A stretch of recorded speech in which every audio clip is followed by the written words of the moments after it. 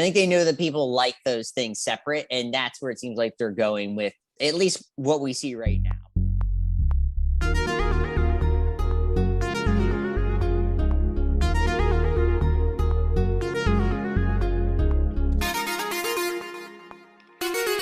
Marvel Cinematic Universe is the biggest juggernaut movie franchise of all time. As we head into the meat of 2022 off the heels of the wildly successful third entry into the Spider-Man Home series, Spider-Man No Way Home, we thought now would be a great time to preview what will be joining the mega franchise this year, which includes a great deal of familiar faces as well as new entries. We welcome into the booth, first of all, my co-host. I should identify myself, right? I am Brenton Bestwick, one of the hosts of the BXG podcast, and joining me, as always, in the booth, it's taken the internet by storm. Greg Filson, how are you tonight, Greg? I'm doing fine, Brenton. Thanks for invite me in for this Marvel podcast. We never talk about it, so I'm glad we can we can dig deep into it. Right. How are you? I'm getting ready for this. What the hell do they call it? The cyclone bomb, or the bomb cyclone? Bomb cyclone. Oh yeah. It's headed for the northwest or the northeast. Yeah, we're gonna get annihilated. But with that, we also bring in another guy who never gets a chance to talk about the MCU at all. From the MCU's Bleeding Edge podcast, one of the co-hosts, Jeff S. How you doing tonight, man? What, are you kidding me? I never talk about the MCU. Right. Never. Never happened. So for clarification, I was on Jeff's show the other night, the YouTube live stream. Is that in a podcast form yet, or just on your YouTube channel? Oh, pardon me there. We are a YouTube channel and a podcast, and we just prefer to live stream our shows for the most part. That's just how we like to, to do things. It's just kind of, I guess, a unique, kind of different kind of way to deliver, an MCU Marvel, type show, Right. Our thing. Yeah, so I was on here last Sunday, the 23rd. We talked a lot about the Eternals and kind of the resurgence that's seen now that it's on Disney Plus. We took a look at the Moon Knight trailer. We talked a little bit about that. We got into some of the comparisons with some of this stuff and some of the DC EU stuff. But you can check that out over on their YouTube channel, the MCU's Bleeding Edge. Yep.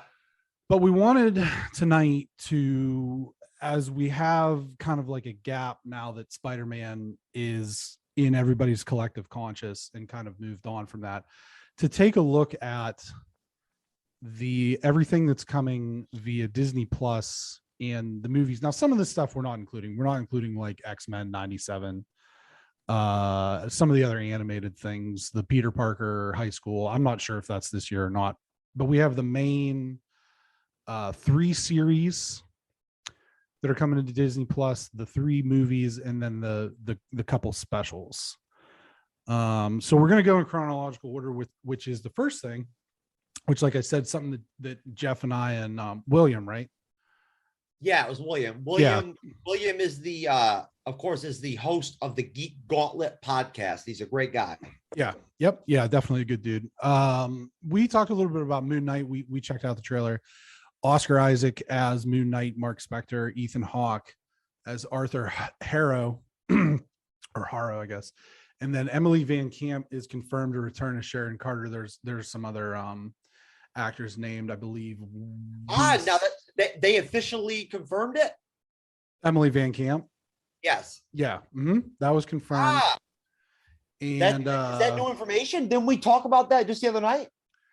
It was on, I think it was IGN had like an Instagram post that said these are all the confirmed actors and their characters for Moon Knight. Okay. And that was just in the last couple of days. Yeah, because I had told you that I had noticed on the Moon Knight Wikipedia for a while, for weeks, that they had Van Camp on there. Yep. Yeah, so that's confirmed. So just in kind of a general, I mean, we talked about it at length the other night, but generally, what's your feelings on Moon Knight? We'll start with Jeff. Well, I mean, to start off with, I want to talk about just because it's what we just what we literally just were talking about as far as Emily Van Camp. Is that the name? Did I get her name correctly? Yeah. Mm-hmm. I'm very interested in seeing how she's going to participate in the series, like what her whole character arc is going to be and how she's going to fit into that story. I think it's interesting. I've always found her sort of interesting, sort of kind of kind of kick ass, to some degree, you know what I mean? Can throw down hand to hand a little bit. I mean, I'll tell you right now, not to flash back too deep, but I believe it was episode 3 of Falcon and the Winter Soldier, when when they went to like the shipyards or whatever to interrogate the Hydra scientist, and it was just her on her own, and she had to basically like hold back the thugs and everything and whatnot. Yeah. He was like throwing down, you know what I mean? Like dude after dude, just knocking them down, just taking them out. And that was literally, for me, that was one of the pinnacle massive highlights of the entire series. I thought it was just outstanding. Yeah. So that's interesting to me. I think that could be a sort of, not a wild card, but interesting twist to see how things play out with her. She's a power broker now. Yeah. So who knows? I mean, potentially maybe she could have some type of business relationship with Moon Knight's alter ego, where he's like the stockbroker. So let me ask you about that. With the trailer, there's the flip phone and he answers and says hello, and someone says, Mark, and he says, why are you calling me Mark? Do we maybe now think that is who that is on the other end of that phone? I don't know, because there is another female character from the comic books that I think they're going to do. I don't know for sure yet, though. It's not confirmed. And basically she's a love interest from the comics. Okay. Right. I can't remember her name right off the top of my head, but it could be her too, very well. You know what I'm saying? She is the main love interest. And I just want to put it out there that without question, when you see in the trailer him, with the whole deal with the different names and stuff like that and whatnot, that is literally canon from the comics. Those are all of his different identities. So they are sticking like real close to home. Right. Greg, we just did the trailer reaction. Yeah. Last week. Where are you at? I mean, not to go overboard since we did just cover this. I mean, I'm excited about it. I think just because what you and I had said last week is hitting a psychological note, something different on that end. Someone that obviously has something else going on beyond just being a superhero and dealing with that background information. It's super abilities, something else going on in the background we don't really know about. No one really knows that much about this character, to begin with. So I think that's kind of the interesting thing. And this is a character that when this popped up, everyone was searching the internet like, who is Moon Knight? And that's the most interesting thing to me about this character. Yeah, I agree. I think that it's kind of a deeper cut, and I'm interested to see what they do with it. But we'll move on. May 6th, Doctor Strange in the Multiverse of Madness, starring Benedict Cumberbatch, Elizabeth Olsen, Benedict Wong. Rumors of many possible returning MCU characters, and then possibly debuting some MCU characters. I've seen on the internet possibly that this is where Professor X pops up, and then also where potentially, and Jeff and I were talking about this off camera the other day, that there's been so many rumors about John Krasinski starring as Reed Richards, and now those are rumors circulating that he's going to show up specifically in this. So I'll start with Greg this time. Multiverse of Madness. Doctor Strange is now, I think, especially after him in No Way Home, this looks like it's stacking up to be a BFD.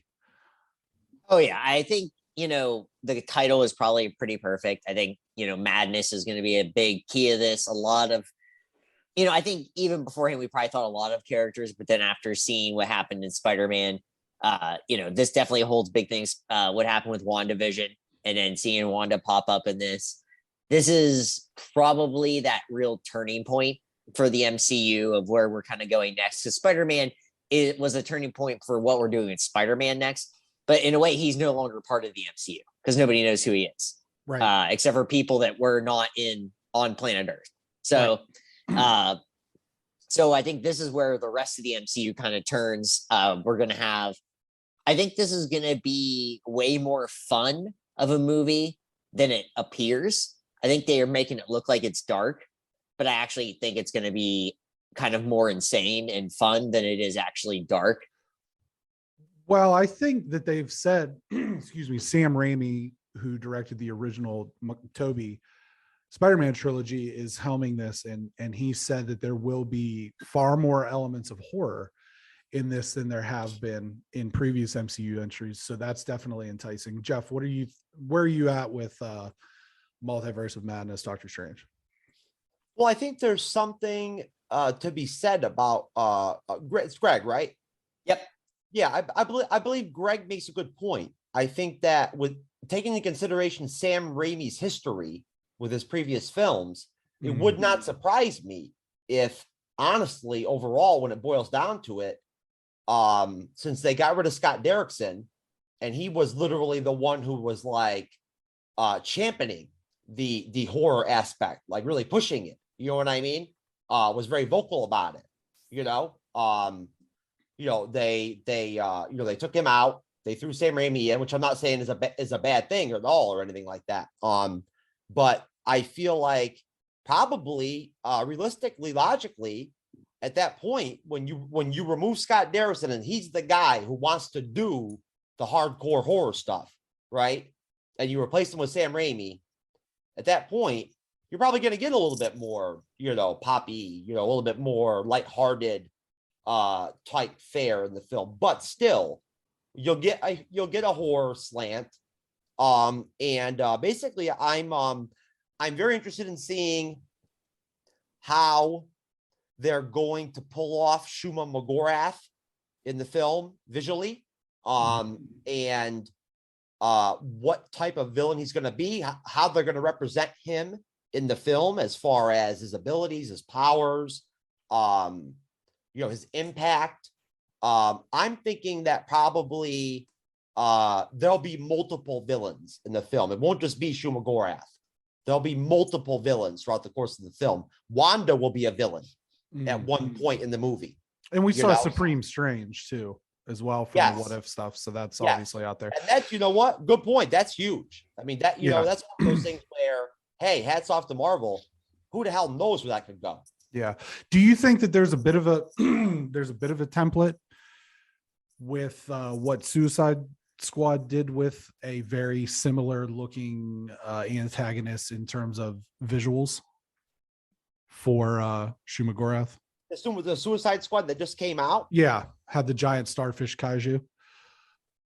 No, I don't, because Shuma McGorath is not that big. Okay. For one thing, he's not gigantic like that. And he's basically just one big eye with like a circular body and then tentacles, right? Okay.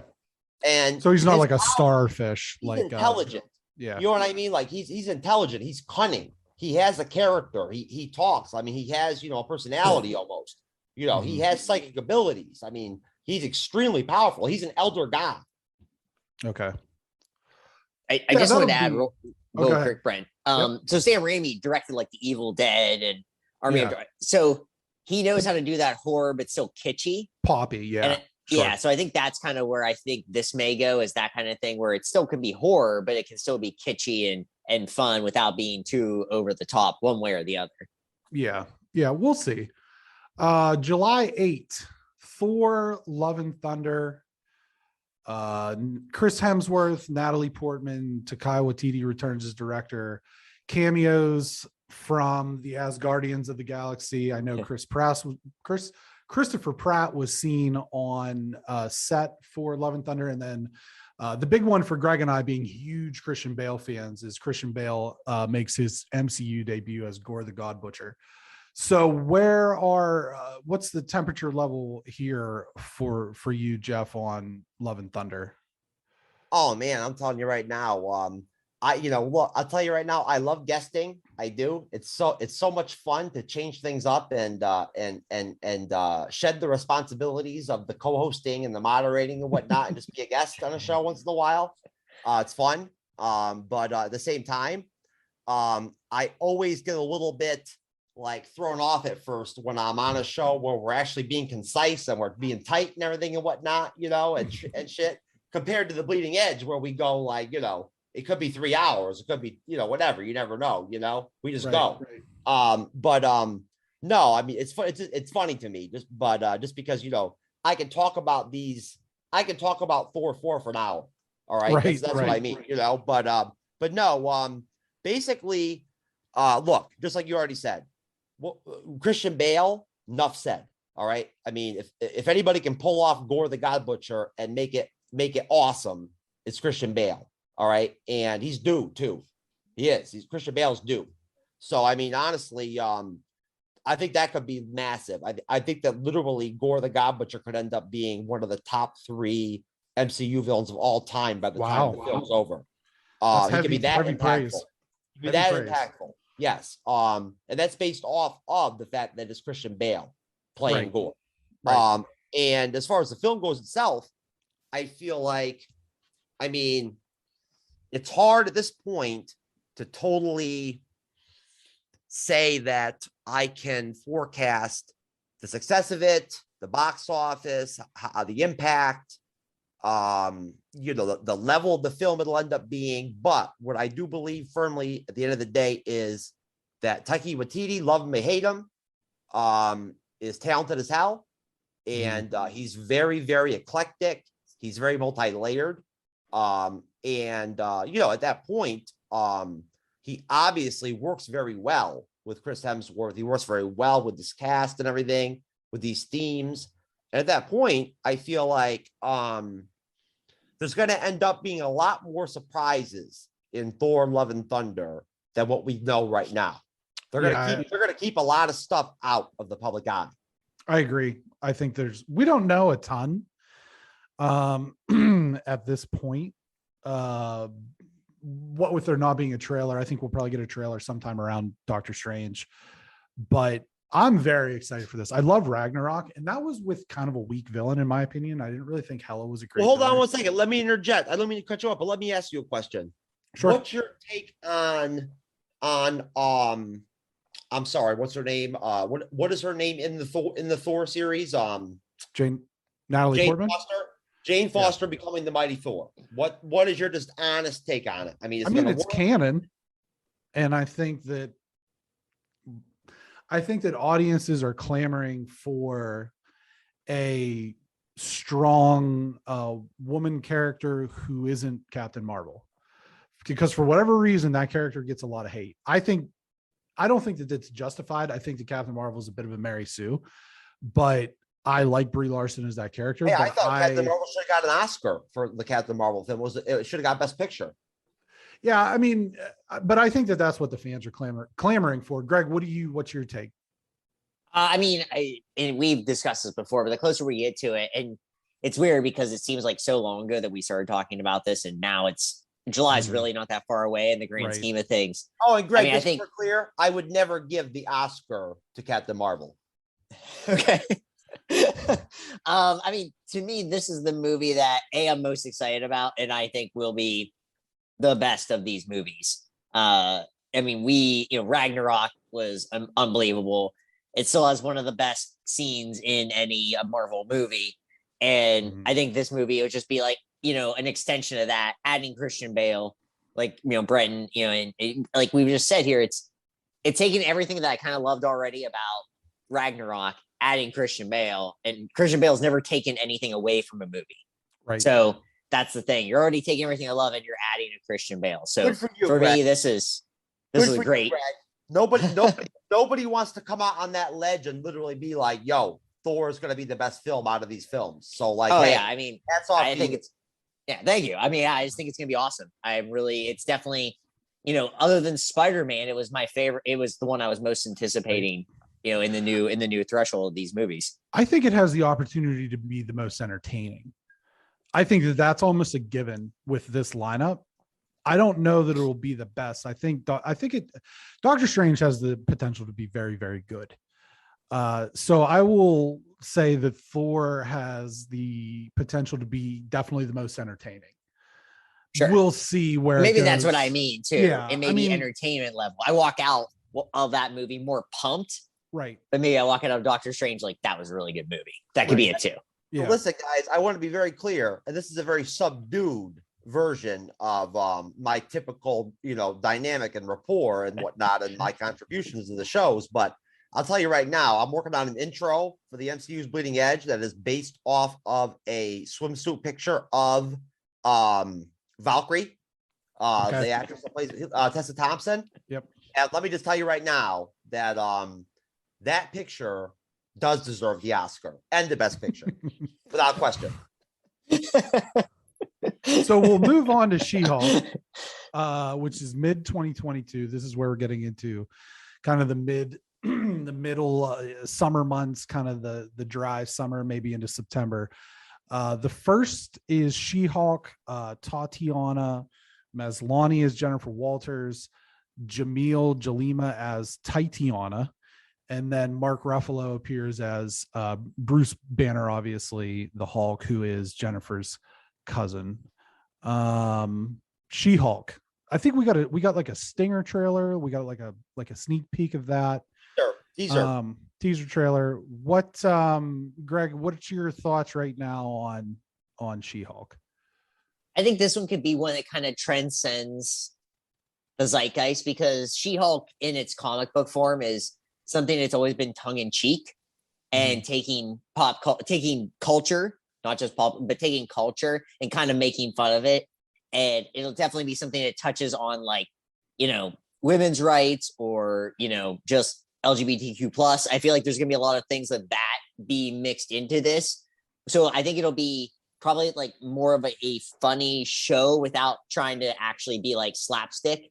I think there's going to be a lot of like not breaking the fourth wall, but in that moment where it's almost happening, but they don't break the fourth wall kind of thing, where like, here's a moment of like something that happened. I think this show will be in such a weird, I know this is weird to say because all these movies but this is going to be the one that's actually culturally relevant in the moment of like, within like the past year and a half of things happening. Things like that will probably play more of a result, because that's what She-Hulk was. It was very much just taking things and making tongue-in-cheek comments about everything around the world that's actually happening. It's very smart. And I think that's what I think this show will be. What do you think about She-Hulk, Jeff? I think that it won't be slapstick level humor, but they will try to interject a ton of humor into the show. They've already basically put it out there that the premise of the show officially is a comedic legal drama. That is what it basically is going to be, right? So right, because she's a lawyer. Yes. Yeah. And that's cool. I mean, that's interesting. That opens up some different avenues in terms of collaborations with other characters that could come in. Matt Murdock could pop up, although I'd much rather see him in the suit, to tell you the truth, if he's going to pop up. But that's just me, my personal Daredevil fan take. I feel like She-Hulk is a series where it's not necessarily an aspect of not that there's enough assets or information out there for me to be able to formulate a good grasp of like where the story will go, kind of how things will play out. It's more of the nature of not necessarily understanding how all the different pieces they've assembled are going to play out and fit together. You know what I'm saying? Sure. And at that point also, I mean, how much action are we going to get in this series? How much are we going to see She-Hulk actually She-Hulking it out and like stopping somebody? I want to see that. Like, if I'm going to watch She-Hulk and enjoy it, I need to see She-Hulk straight up, destroying stuff and being like a Hulk type character.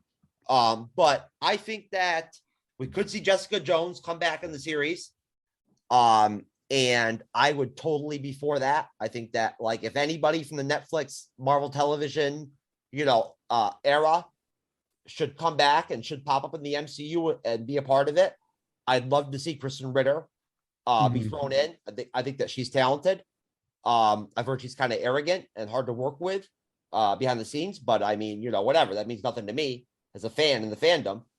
But I feel like overall with She-Hulk, I feel like what we have to work with so far with Disney Plus for 2022, taking into consideration that we might potentially get Miss Marvel too, might somehow slip in there too, right?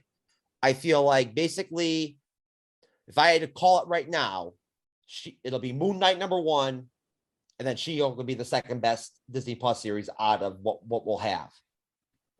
Yeah, I think I agree with that. I think part of it too for me is Moon Knight is far and away the most interesting thing that's going to be coming to Disney Plus. Whereas I think like the Miss Marvel thing is definitely going to be maybe geared towards kids a little bit more, certainly more than Moon Knight. But, and then I think the other thing though, is like you said, Jeff, if they're doing a comedic sort of courtroom drama, that has a lot of potential because, excuse me, I don't think that on the surface, a lot of people thought that the WandaVision concept was going to be what it was. You called it. Hey, I don't mean to jump in, but that's the connection I wanted to make. Do you see the connection? Yeah. They didn't necessarily think that was going to work, and it ended up being one of our favorite shows, kind of tied for Hawkeye. My number one. My number one for 2021, WandaVision. Right. So I think that could be really interesting just as like a change of pace or something different that they haven't tried before. The third series that you did mention there, and it's right now slated for mid to Q3 2022, and it's Miss Marvel. Amani Valini stars as Kamala Khan, aka Miss Marvel, and the show will set up the 2023 movie The Marvels, Brie Larson's second lead film as Carol Danvers. So where are we at on, there was a teaser trailer for this as well. So what are we thinking about Miss Marvel here kind of towards the back half of 2022? Jeff? Well, I mean, I'll be honest with you. When I first saw Miss Marvel in the kind of teasery deal they did or whatever, in her uniform, I experienced a long period of celibacy, several months. It was very intense, tragic at times. But I weathered through, and I'm still optimistic. I've surprised the hell out of a lot of people on a lot of shows when I've come out and threw myself out there and been like, yo, I actually honestly believe, I know you think I'm crazy, but I'm optimistic. I think Miss Marvel could be good. It could actually be good. But at the same time, that uniform, I don't know. That's pretty rough. But, no, at the end of the day, it just depends on how they do it. If it's too G rated, if it's too Disneyfied, if it's too kid orientated, if it comes off too light, it can still be good. It can still be a quality show. It would just be one geared towards a teenage audience. Right. At that point, that's going to alienate the older adult audience. They're going to be turned off by it. So, we'll see how they end up handling it. It's a coming of age story because she is, of course, 16, I think. The character. She's definitely at the end of the day, I mean, the coolest, dopest part of the entire, premise is the fact that she's from Jersey, yo. You know what I'm saying, man? Shout out to Jersey, man. Trenton, yo. And she's the first Middle Eastern character, correct? Yes. Yeah. Or like Pakistani. Greg, where are you at with Miss Marvel? Well, my hope for this show, and this should come as a surprise, I hope it's like, an OC kind of show, something like that. If we're dealing with teenagers and it's coming of age, and then you mix in the superhero stuff. So it's like, relationships, funny moments. And obviously she's still, but the coming of age is not because she's going to college, because she's a superhero. So I'm hoping it's something like that, where it's very cheeky, very funny, like almost like kind of a higher level. It sounds insane to say like that, but when you watch those shows, like you're playing towards like, this is the best of like someone trying to become something else, like the OC was, or 90210. So my hope is it's something like that, where it's almost playing in that formula, but instead of becoming someone going to college, it's someone becoming a superhero. I think if they do something like that, which it feels like it is, because it's very teen oriented, like everyone in this show is very teen oriented, and it feels like the smart move to make.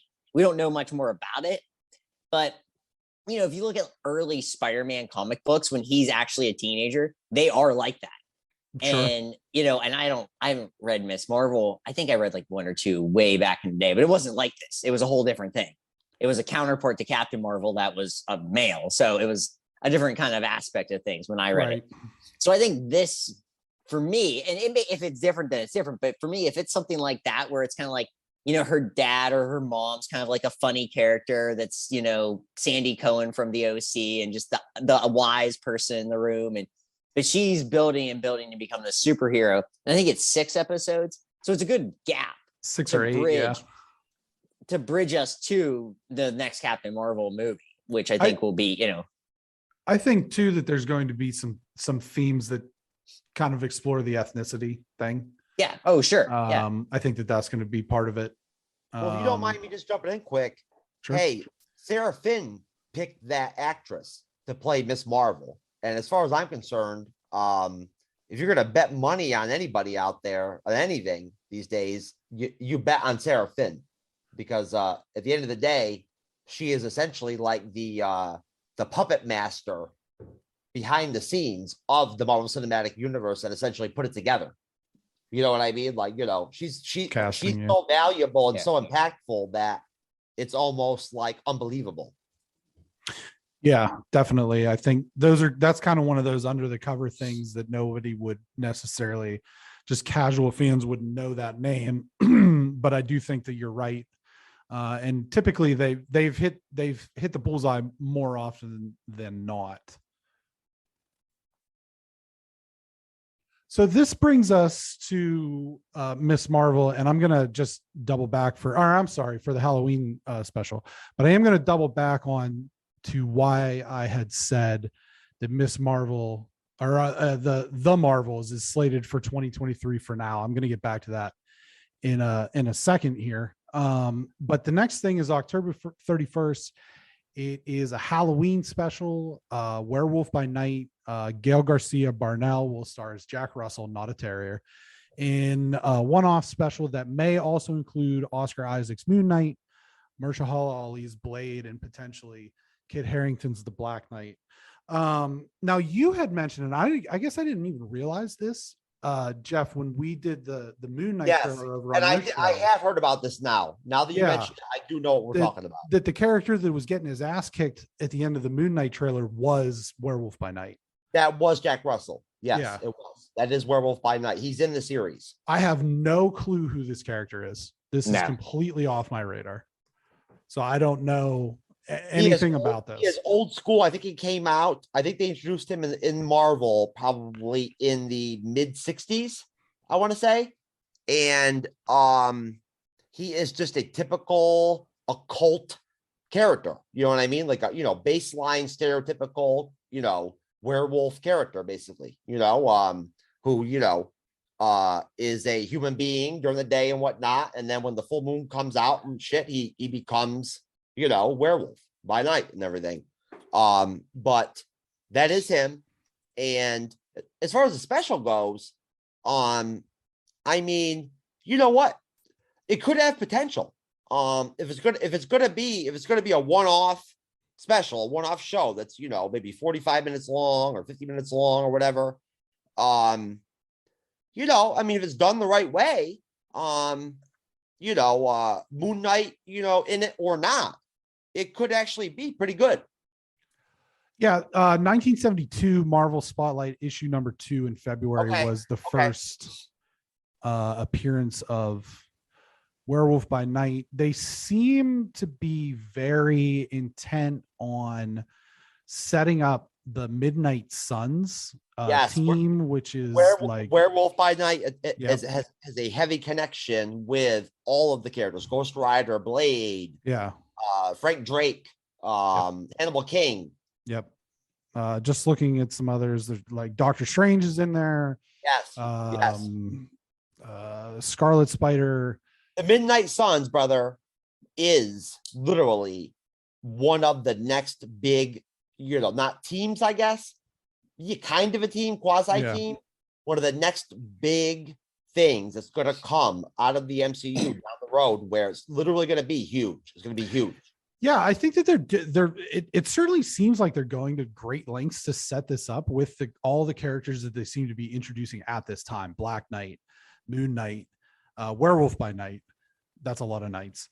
They like nights. What's that? It's like nights. They like the nights. They like the nights. Greg, you know as well as I do that niche, that market, when it comes to the occult, the supernatural, definitely. That's wide open. Oh yeah. If they want to make content and have characters coming from that dynamic, that niche, there is a calling for it. There is a craving for that those type of films, those type of shows. There's a whole Marvel universe of this. Yeah, people don't realize that when they think of Marvel comic books, because you think of Captain America, Spider-Man, Iron Man. There is just this where it's just the occult that is just surrounding everything else. The dark and horror, because the Darkhold, Lilith. Yeah, exactly. So it feels kind of perfect. That was basically what I was going to say, is what a way to do it. Like, most people like Halloween specials of their favorite sitcom is kind of what I was going in. So if you take something you already like, which is, Treehouse of Horror. I mean, Roseanne back in the day had really good, Halloween specials. There's stuff like that just had, Modern Family had really good Halloween specials. So you're taking something somebody already loves, which is Marvel, and then you're throwing characters that actually exist in Marvel, but maybe people don't know about them because for whatever reason, and I think that's a pretty easy thing to bypass, is you just think of the superheroes. So you throw them in because it's Halloween, so it makes sense. Right. But then you can now introduce them into the universe because you've put them in this and something that makes sense. It's not throwing them in a previous, Captain America movie. Right. It's throwing them in at Halloween, and now people get to see them, see what they do. And now if you introduce them into the wider scape of other things, they've already seen them, what they do. To me, it's a perfect format for this. Mm-hmm. I'm excited just because I like Halloween specials. So I think whatever they do with this will be fun and good. And then it's such an easy gateway to explore other routes. I feel like the pendulum, from a societal and a cultural standpoint, the zeitgeist, where things are at, is a place where we're heading in a direction where there's going to be more demand for more adult themed fare when it comes to cinema. There's going to be more of a desire out there, in the fandom, in the public. I think that we're heading to a place where it's going to be a good time, to come out and roll out the Punisher, to come out and roll out Ghost Rider, and whatnot. And I feel like, honestly, the fandom likes change. They like contrast. They like different stuff. They like new stuff. They like shiny toys. Introducing all kinds of cool, dark characters that, look cool and are like scary and, tough and everything. And at the same time, they kill people, and this and that. It's just, I feel like I could be over exaggerating the, where we're at in terms of, the culture and whatnot and the demand for that kind of content. But I feel like when it comes to everything else they're going to be planning on doing with Marvel, the Young Avengers, Fantastic Four, the X-Men, this and that, I feel like, honestly, the the Midnight Suns type wing, the supernatural wing, could be massive. Could be massive. Do you think, either of you, do you think that they're kind of testing the waters for that with stuff like Moon Knight, Werewolf by Night, Black Knight, so that maybe if it doesn't work, they can keep Ghost Rider and Punisher in the chamber and figure out a way to make it fit into something else? Nope. Ghost Rider, characters like Ghost Rider, the Punisher, they're already in the plans, written out. They're in there. They're already concrete. You know what I'm saying? Like, they're there. But do you think, I mean, they haven't announced anything yet, so it's obviously years away. And if this kind of like doesn't go over well, I think it will. I'm in agreement with you on that. But if it doesn't go over well, they can say, okay, well, instead of making this very darkly toned Ghost Rider or Punisher, maybe we can brighten it up a little bit. You know what I'm saying? Kevin Feige is a genius, and his barometer when it comes to understanding trends and where things are going, and being able to be a visionary, but yet also be long term in his thinking and his planning and whatnot. You know, I feel like, I'm telling you right now, they are just waiting to throw Ghost Rider at us, and when he comes out, it's going to be a shot in the arm for the MCU, for Marvel. And I'm telling you right now, you got to remember, this is Marvel Studios here that's going to be doing this Ghost Rider now. Right. This is Marvel Studios. Who did the Nick Cage ones? Was it Fox? Whoever they did it, they sucked. Well, don't talk about my boy Nick Cage like that. No, look. The movie's just, it isn't a bad movie. It's just a weird movie. It's just a weird I got mad non-closet love for like Nick Cage, bro. I love Nick Cage. Oh, same. Columbia. Yo, Face Off. Okay. Columbia, Marvel Entertainment, Crystal Face Sky Off, bro. Pictures. Face Off, what up? Yeah, Face Off, Con Air, what have you. Is Norman Reedus going to be Ghost Rider? No. You have some inside info you want to share with us? Yeah. Okay, hit me. Yes. The crackhead that I met the other day in an alley caught some rumor about I have no idea. Okay.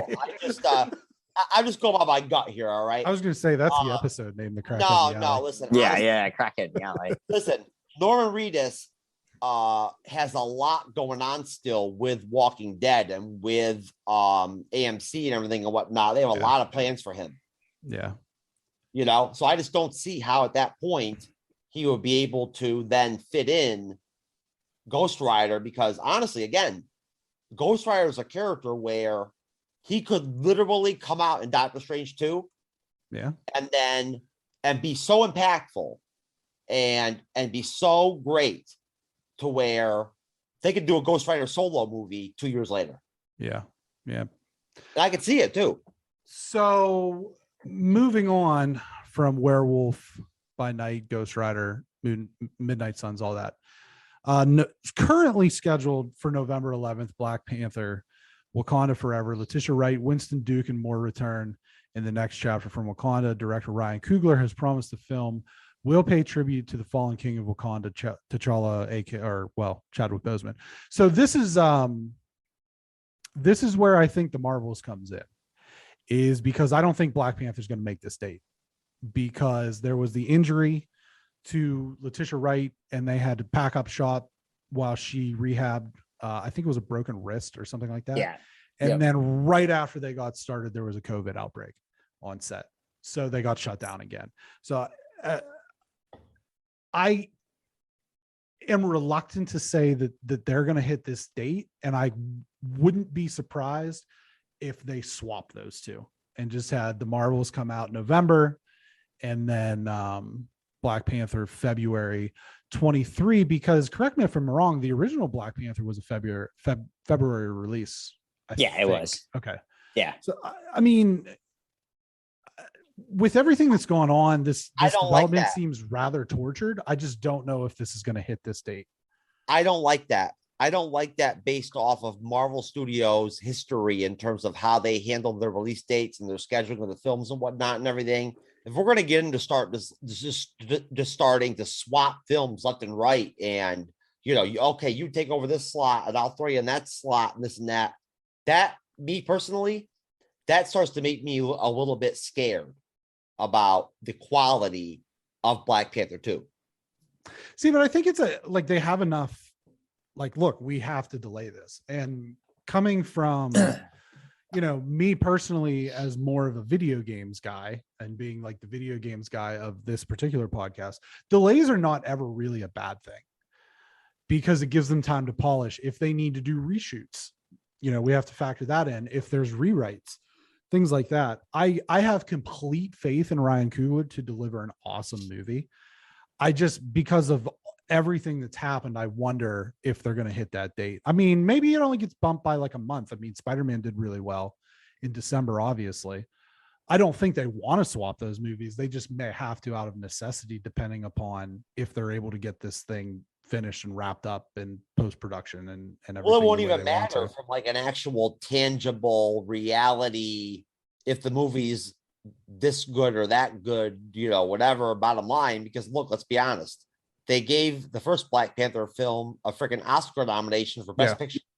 And like, dude, I'm telling you right now, you got to be delusional to like believe that Black Panther deserved to be nominated for an Oscar for Best Picture. I mean, hey, look, I love the cultural like impact of Black Panther and everything and whatnot.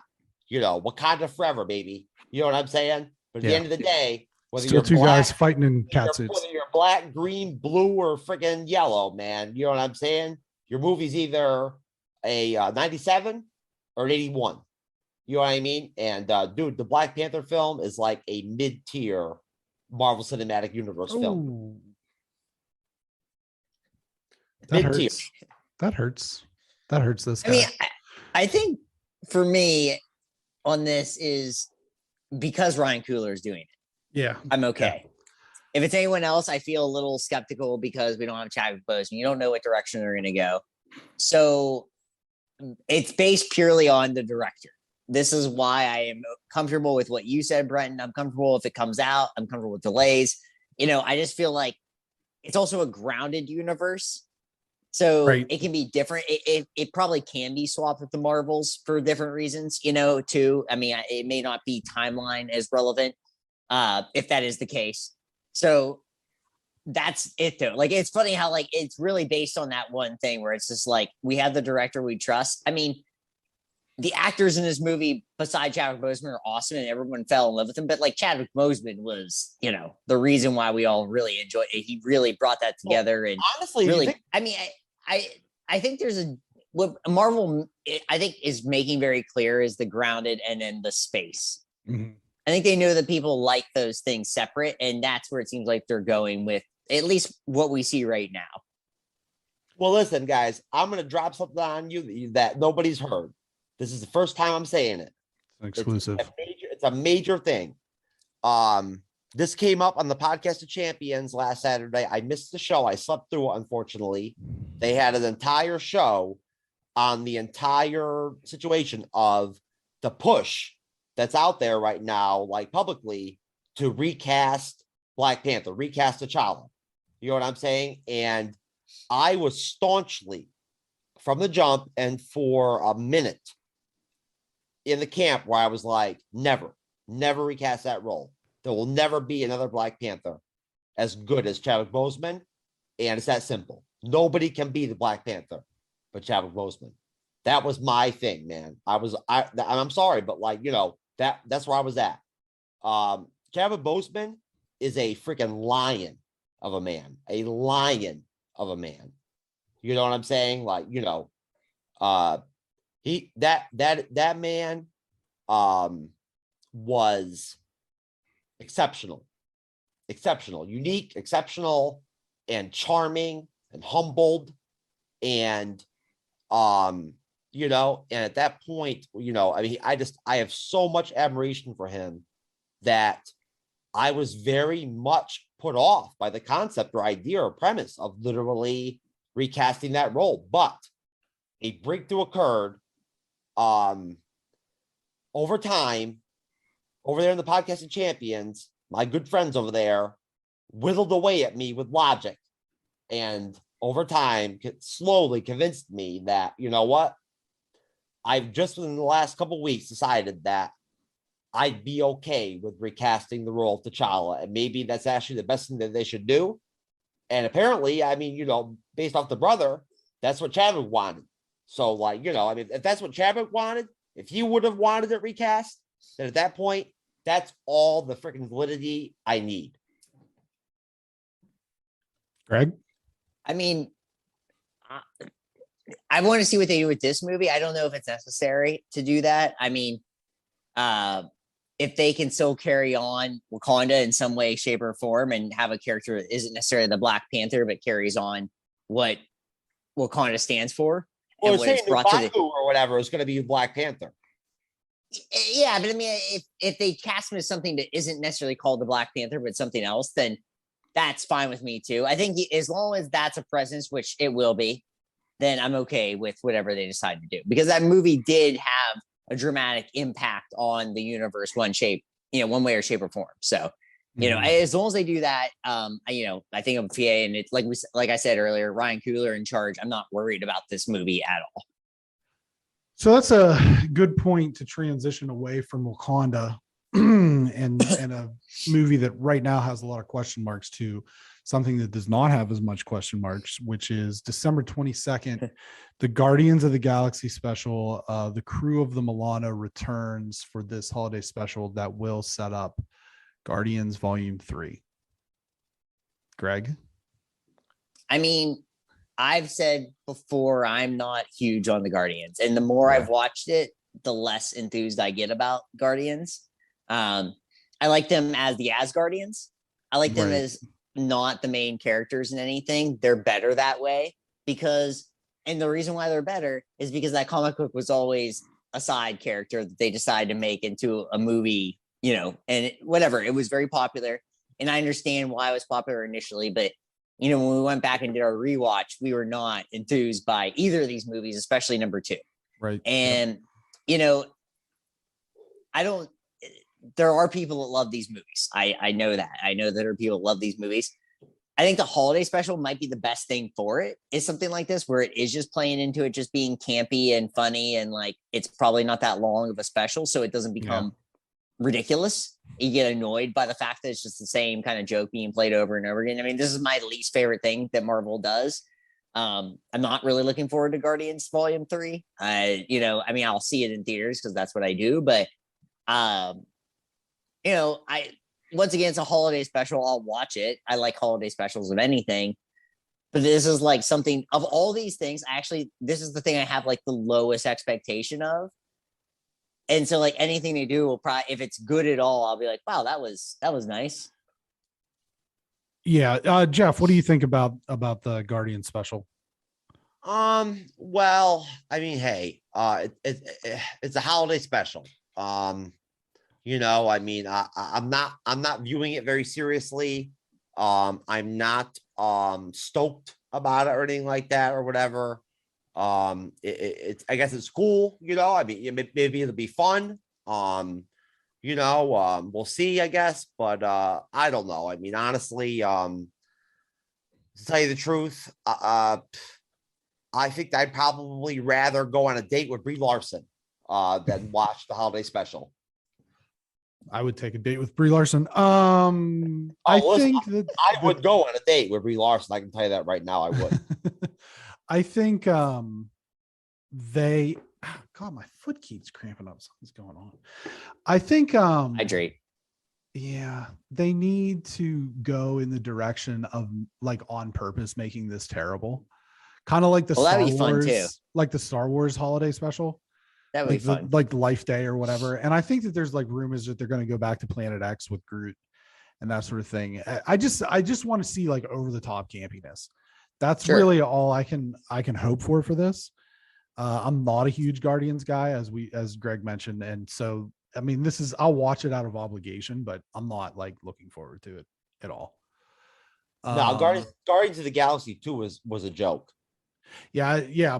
We both, if you get the time and go back and listen to our MCU rewatch episodes from last summer, we were both down pretty hard on both of those movies. But the other two that are possibly in late 2022, possibly delayed to 2023, Secret Invasion. Yo, here we go. Let's go wild card style, man. What's up with Armor Wars, baby? Armor Wars. That's like way out, I think. Yo, that shit could be hot. Secret Invasion and What If season 2 are looking like they're probably 2023. I just saw the story in the picture today on either online or in the newspaper of Amelia Clark for Game of Thrones is going to be in Secret Invasion. Secret Wars. Yep. Yeah. Yeah, I'm not a big fan of her. But yeah, I'll give her a chance. But that's where but I'll tell you this. The Long Night episode where they, where the White Walkers and everything threw down with Winterfell and whatnot. Yo, epic, bro. Right. Epic. Right. So that kind of covers everything that's for sure coming in 2022. So we kind of got a preview of that. Maybe some mention of stuff down the road. Like we said at the top, we're going to be rolling out our OnlyFans account connected to the MCU's Bleeding Edge too, also in 2022. How about that? Yeah. All right. We're branching out.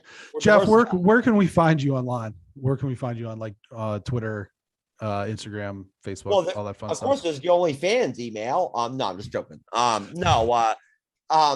you can find me, honestly, is that if you just look for the MCU's Bleeding Edge, I'll tell you what, it's a very unique and rare name title for an MCU show, and if you throw it up anywhere, you will find us. It is that simple.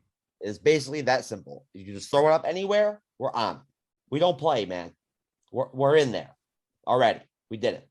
Yeah. So, anyways, but our YouTube channel, the MCU's Bleeding Edge YouTube channel, is of course a source, a main center of what we do. So you can always, at the end of the day, find your way there as a at least a spot to find us. But overall, we're on every social media. We're on everything. We're the MCU's Bleeding Edge. And, besides that, of course, we have the MCU's bleedingedge.org website. Besides that, I just want to put it out there. Guys, I love you guys, man. Thanks for bringing me on, dude. I had a great time. It was fun. Thank you. Yeah, thanks for coming on. Pleasure. Thanks for coming on.